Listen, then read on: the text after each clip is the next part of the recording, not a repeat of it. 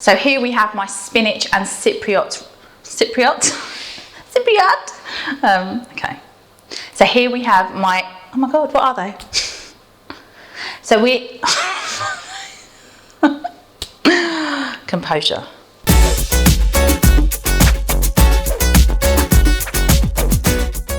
Buttery, crispy Börek. There are variations of Börek or bureka all around the Mediterranean and Middle East, and this is my Börek using spinach, which is frozen, and some Cypriot ricotta known as nor or anari. Lots of butter, lots of love into the making of it. They are absolutely delicious. So here we go. Okay, so the Börek is filled with a sautéed filling, so which is the bit that I'm going to make now. So we just start off by just softening some onion in some olive oil and finely chop the onion. Now, I'm no chef, I'm a conscientious home cook, so I don't necessarily chop like a chef, but I try to get them as finely diced as possible so they kind of disappear into the texture of the Börek, but so the flavours are really there as they caramelise. So finely chop your onion. And then once the onions are caramelised, we're going to add into that mixture some garlic, finely chopped garlic, and then some, what I'm using, frozen spinach. You do not have to use frozen spinach, but actually as I've tested this recipe time and time again, I just feel like it takes out that whole laborious process of wilting it and then draining it. And sometimes I find that if you do drain it too much, then obviously the flavours that you've sautéed in terms of the onions and the garlic, and there's biber in this as well, Aleppo pepper flakes, they kind of might get a bit lost if you're then draining that lovely sautéed mixture. The frozen spinach actually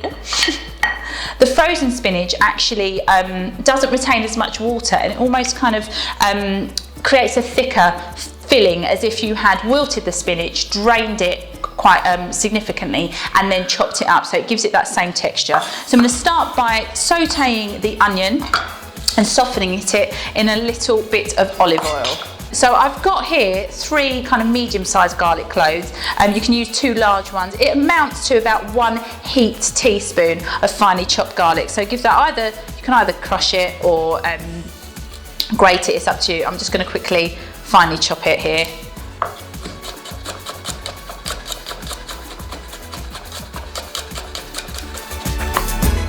Okay, so I'm just going to add a little bit of olive oil to the pan, roughly about 2 tablespoons, but a good glug. So if you just heat that oil up in the pan, I'm going to add the onions to it first and soften those down. It's just a medium heat. You don't want them to burn, you want them to soften. So I'm just going to add the onion to the olive oil.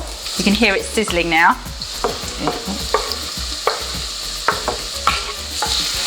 If you feel like the oil is too hot, you can obviously turn the heat down a little bit. So if you feel like the oil is just that bit too hot, turn the heat down. At the moment it's absolutely fine. So give it a gentle stir and just try moving it around a little bit so that the onions actually soften and that they don't burn around the edges too much. You want that nice softened caramelised onion rather than a kind of deep fried dark looking onion.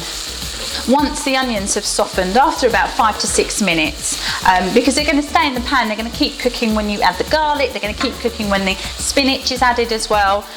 Once they have softened after 5 or 6 minutes, the garlic goes in. I love making Börek.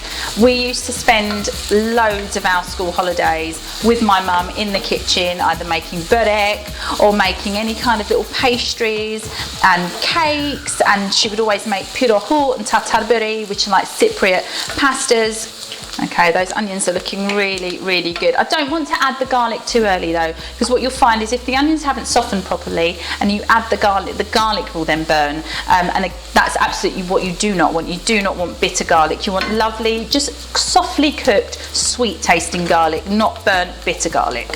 So just be mindful of that. I'm just seeing the onions now just slightly changing colour, which means that it's ready for the garlic. And the garlic will need about 30 seconds to a minute before I add the spinach to the pan. And so get that garlic in quickly.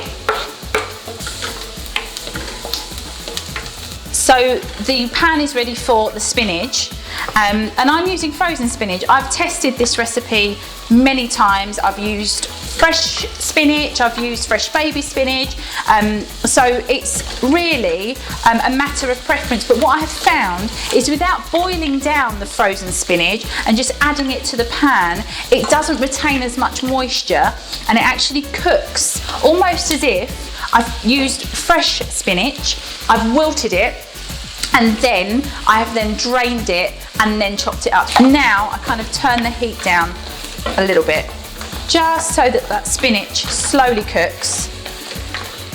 It smells amazing. And although I've got the seasoning here, I don't add it until towards the end, or actually once the spinach has come off the heat, because I still like to see that if there is any moisture in the spinach filling and that needs to be taken out, then I do just drain it slightly and then season it. Because if I season it and add the biber, the Aleppo pepper flakes, the salt and the pepper, and then I drain it, all that seasoning, all that flavour gets drained out of it as well. So I wait until the spinach is cooked and then I season it. So I've just melted some butter, and we cooked the spinach and the onions and the garlic down earlier. I've let that cool because it does need to cool before you put it into the filo pastry and roll up the Börek. So the butter's melted.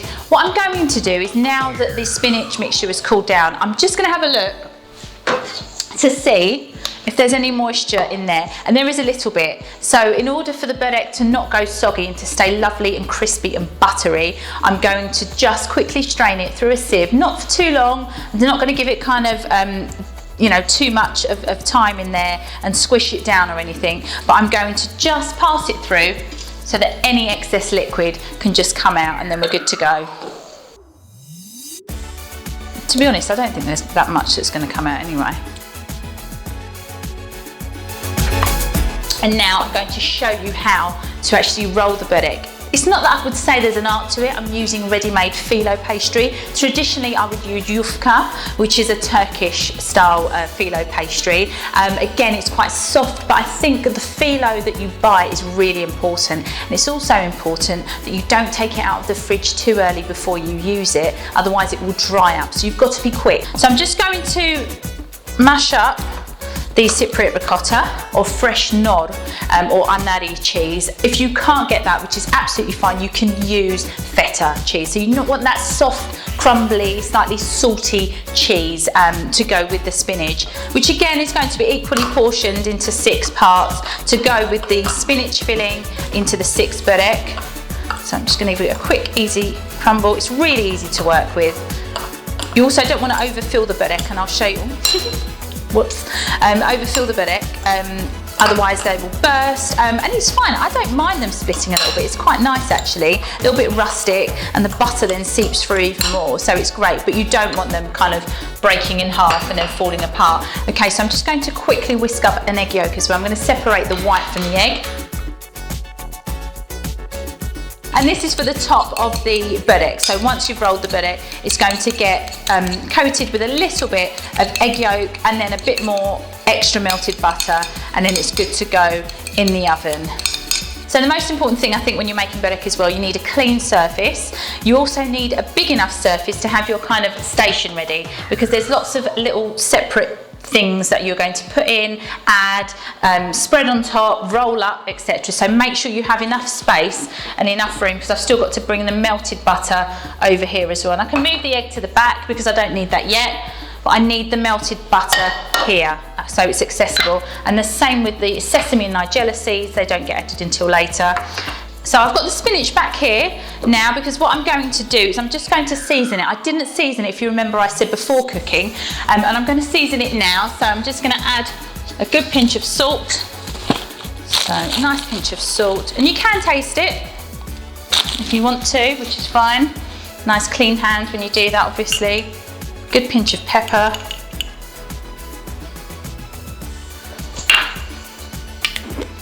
And a nice kick of biber, those Aleppo pepper flakes, again, just to give a bit of extra bite and spice, which is lovely. Very subtle, but enough to give you just a little bit of a kick. So give that all a stir, and I highly advise tasting it. You don't need too much salt. The cheese will already have a bit of salt in there as well, but just check that you're happy with the flavours before you roll it up and then serve it to someone. So I'll just give myself. That can take a little bit more salt, which is fine. Okay, and now I'm going to just divide this into kind of 6 equal portions if I can, because there are 6 separate Böreks. So I'm just going to divide that up roughly. It's about right. You don't want to overfill the Börek, and I'll show you that now. So I'm going to get the filo because I'm ready to use it, and I'm going to work quickly, 2 at a time. So what I'm going to do, normally you get about 12 sheets of filo in a pack. We're going to butter a sheet at a time, put another sheet on top, and double them up, butter it again, and then going to get ready to roll. Now work as quickly as you possibly can. Don't be shy with the butter. If you need to melt a bit more, melt a bit more. It's fine. You do not want dry Börek. That is rubbish. Okay, you want lovely, buttery, luscious Börek. So I'm going to lay another sheet of filo on top. Try and get them as flat as possible, but it's fine if not, a little crumpled effect. The butter also helps to keep the filo pastry nice and soft, so it's easier to roll, so it doesn't dry out quickly. Right, now what we're going to do is we're going to add a 1/6 of the spinach. Make sure you've got nice clean hands, because you're going to be rolling this up. You're going to be spreading the ingredients about with your hands. I put more towards the bottom end that I'm going to start rolling up from, and then I spread some of it out so you get a little bit of extra mixture as you're rolling. Then I'm going to add, again, roughly a 1/6 of the cheese across, and then this is where just got to be light with your hands, but also confident as you roll it up. Go across like this, and then when you roll it into a spiral, now cup it with your hands so that you can keep the filo nice and intact, and start lining these up. So I'm going to keep my dish back here for now, bit of back and forth, and now, like I said, the trick is to work nice and quickly now. So we've done that first one, you've got 5 to go. Let's do this. So as you can see, there's only 5 Börek here. Normally in a pack of the filo that I buy, and it's a brand I use regularly, there's 12. There was only 10 sheets, and that's absolutely fine. I've made 5 of them. I've got a couple of nice jumbo ones here. They've got my name on them, which is great. So I'll be having those. So what happens now is you just brush the Börek with a little bit of the egg yolk, as so. And then once I've brushed the Börek with the egg yolk, that just gives it a lovely golden colour once it's cooked. Especially if you're using these beautiful Clarence Court eggs as well. I mean, look at that. The colour is amazing. These are the Burford Browns. I love them. If you can get to the sides as well, just brush the sides a little bit, like this. You're going to pour over a little bit of butter. You should have some melted butter left as well. So I'm going to pour over a little bit now. And you can pour them over the Börek. Remember, the Börek have got quite a lot of melted butter in them already, but you can either pour them over the Börek, or you can also butter the Börek like this, or you can pour a little bit into the baking dish as well, so that you get a nice crispy base to the Börek. What we do not want are soggy Böreks. They are buttery and crispy and full of lots of lovely filling. Don't scrimp on that filling. Don't overfill the Börek. Like I said, obviously give them enough of a filling as possible. Right, and then I'm just gonna go straight in there like that. Okay, so the next thing to do is to sprinkle over some sesame and nigella seeds. Now you can use either or, but I like a combination of both. And if you think you've put enough, the likelihood is you haven't. So again, be generous with the topping, because they'll brown as they're cooking and they'll go lovely and crispy, which will be great with the crispy top of the Börek as well. So be generous. And these are going to cook on the bottom shelf for about 40 minutes. Keep an eye on them, but I cook them slowly, about 180 degrees centigrade in a fan assisted oven on the bottom shelf. I get asked a lot about why I'm specific about the shelves, and I mean, Logic, obviously, will tell you that cooking something on the top shelf is going to cook it quickly, and if you don't want something to brown too quickly and you want an even cook, you're better off putting it on the middle or the bottom shelf. If you want something to crisp up quickly or cook quickly, like parboiled potatoes when you're making roast potatoes, then put them on the top shelf. Okay, so that is why. And these need an even cook. What you don't want is raw filo in the middle of the börek. Right, these are good to go. So in the oven they go on the bottom shelf now. So I'm ready to take the börek out of the oven now.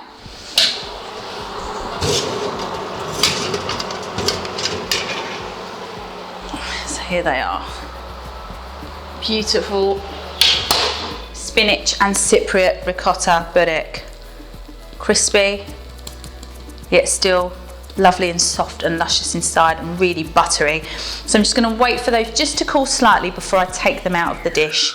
And then you can just have them with a cup of tea, you can have them as a main course, it's totally up to you. And wait until they cool down, and they're just as lovely the next day, even cold or reheated as well.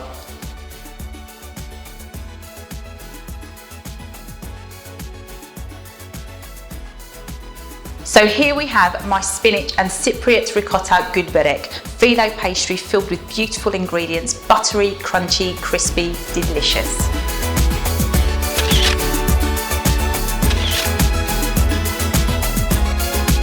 So if you enjoyed my video, please click and subscribe.